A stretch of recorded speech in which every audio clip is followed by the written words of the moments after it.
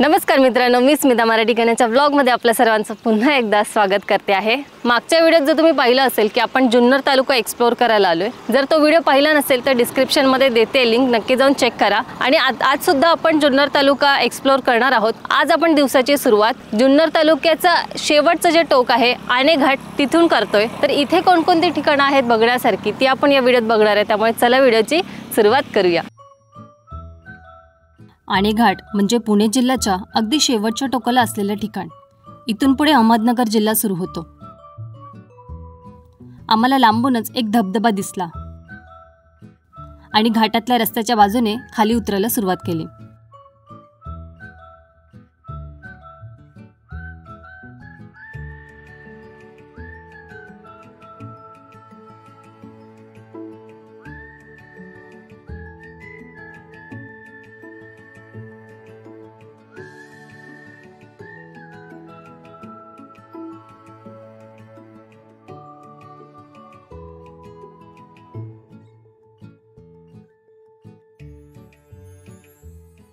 तर हा जो वरती आणे घाटातला वरचा जो धबधबा आहे तो आमचा बघून झाला आहे। तर ह्याच धबधब्याचं पाणी खालच्या भागात जातं, तिथे तलाव आहे असा खूप मोठा, तिथे पाणी साठलेलं आहे आणि तिथेच एक ना नैसर्गिक पूल आहे तिथे बघण्यासाठी, ते इथलं मेन आकर्षण आहे। तर ते बघायला आता आपण बघूया।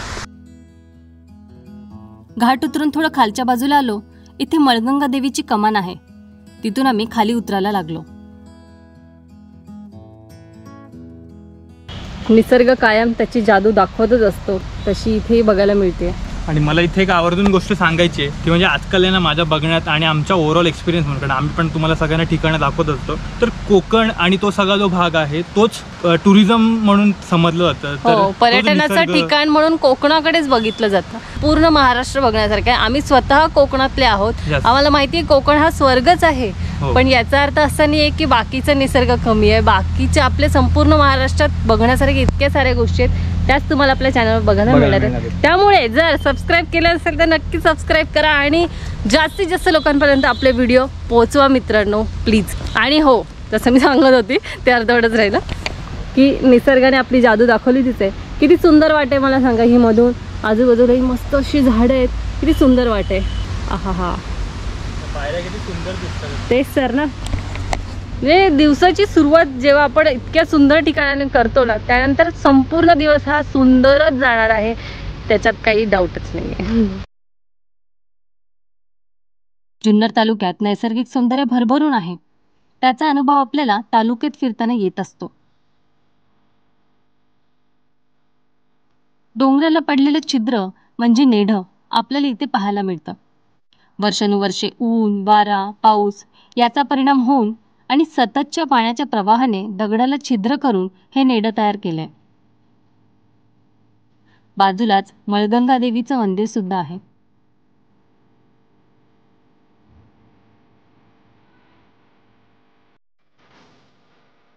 आम्ही ते थोडा वेळ घालवला आणि पुढे निघालो।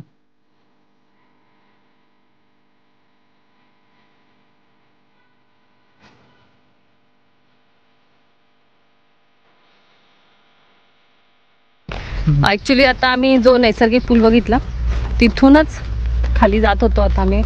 तर जाता जाता आम्हाला हे सुंदर असं लोकेशन दिसलंय, मस्त तलाव आहे, तिथे जरा टाइम स्पेंड करतो। यस, पुढे जातो, छान वाटते कारण कोणच नाही इकडे, निसर्ग, शांतता आणि आम्ही दोघं नेहमीप्रमाणे। येस,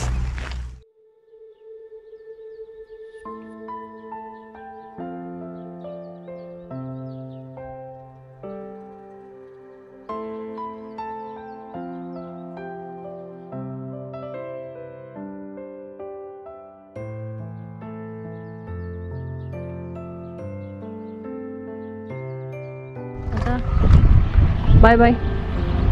इथून आता आपण परत वरती जायचंय।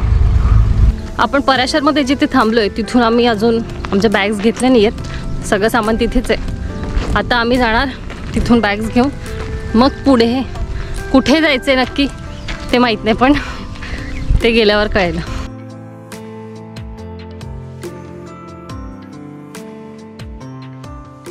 चला आपण निघालो आता पराशर मधून। आता इथून आपण कुठे जाणार आहे?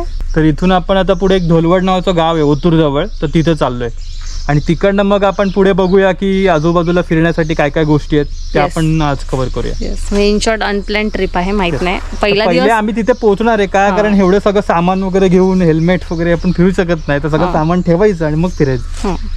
अरे ते कुठे ठेवायचं ते पण माहित नाही, ते आता आम्ही तिथे गेल्यावर बघू काय ठरतंय. आहे एक मित्र आहे त्याच्या घरी चाललोय, बघूया. चल.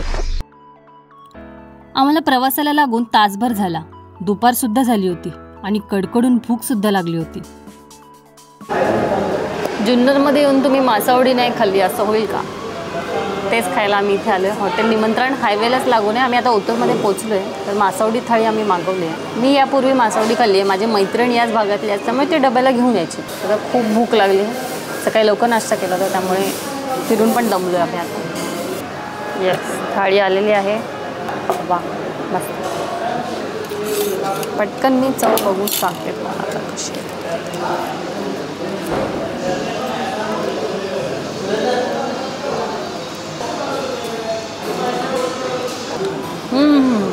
वा वा, मजा आली, मस्त आहे. तर दुपारच्या जेवणानंतर आपण अमोलचा एक मित्र आहे त्याच्या घरी आपलं सगळं सामान ठेवलं आणि त्यानंतर आता आपण आले ओझरच्या विघ्नेश्वराचं दर्शन घ्यायला. दर्शन झालं, अजिबात गर्दी नव्हती. आत्ता आम्ही आलो आणि लगेचच 5 मिनिटात आम्हाला दर्शन मिळालं. पण मला एक मेमरी माझी नक्कीच शेअर करायची आहे. जेव्हा आम्ही लहान होतो आम्ही सगळे भावंड आलो होतो अष्टविनायकाच्या दर्शनाला, आई वडील, आजी आजोबा आणि आम्ही भावंड.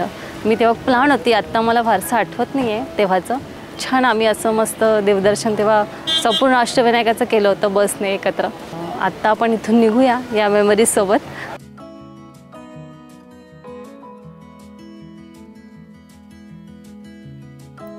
ओझर गणपती बघून झाल्यावर आम्ही जवळच असलेला हबशी महाल पाहायला निघालो.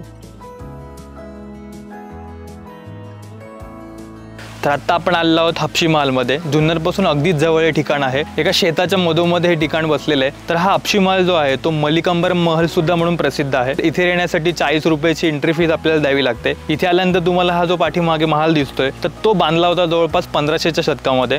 मलिकांबर यांनी स्वतःसाठी बांधून घेतला होता. तर मलिकांबर होता कोण? तर मलिकांबर हा निजामशाहीचा एक सरदार होता. जो औरंगाबादची निजामशाही होती तिथे तो कार्यरत होता. त्यानंतर त्याने पुढे जाऊन बरंचसं काम केलं. त्याच्यामध्ये त्याने औरंगाबाद शहर बसवण्याचं सुद्धा काम केलं होतं. त्याच्यामध्ये त्याने बरंचसं तिथे योगदान दिलं स्वतःचं. सैन्याचा तो प्रमुख सुद्धा होता त्यांच्या आणि तो बरीचशी कामं करत होता. त्याच्यानंतर त्याने औरंगाबादला तुम्ही जर गेला तर पाणचक्की जी होती ते बनवण्याचं काम सुद्धा त्याने केलं होतं. म्हणजे त्याच्याकडे बरंचसं कौशल्य होतं या सगळ्या गोष्टींमधलं. कशाप्रकारे हा त्यावेळेस इतक्या मजली असणारा हा महाल त्याने बांधला होता ते समोर इकडे आपल्याला पाणी बघायला मिळतं आणि ओव्हरऑल त्याची रचना आहे ती खूप सुंदर आहे बघण्यासाठी.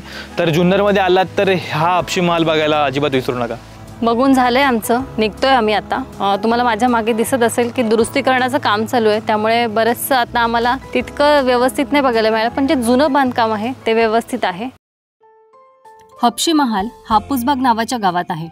महाल बघून झाल्यावर आम्ही परत जायला निघालो तेव्हा गावातली जुन्या बांधणीची घरं बघून थोडा वेळ थांबलो आणि गावातल्या मंडळींसोबत गप्पा सुद्धा मारल्या.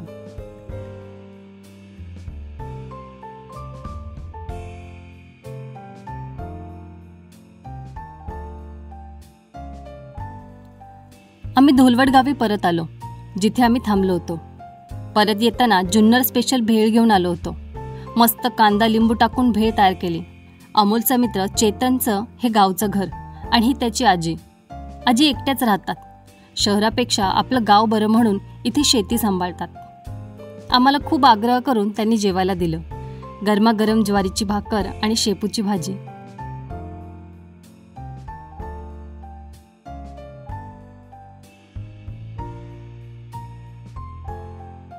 जेवण झाल्यावर आम्ही थोडा वेळ गप्पा मारल्या. ओतूर भागात खूप थंडी पडते. मायेनं शिवलेल्या गोधड्याच ऊब देतात.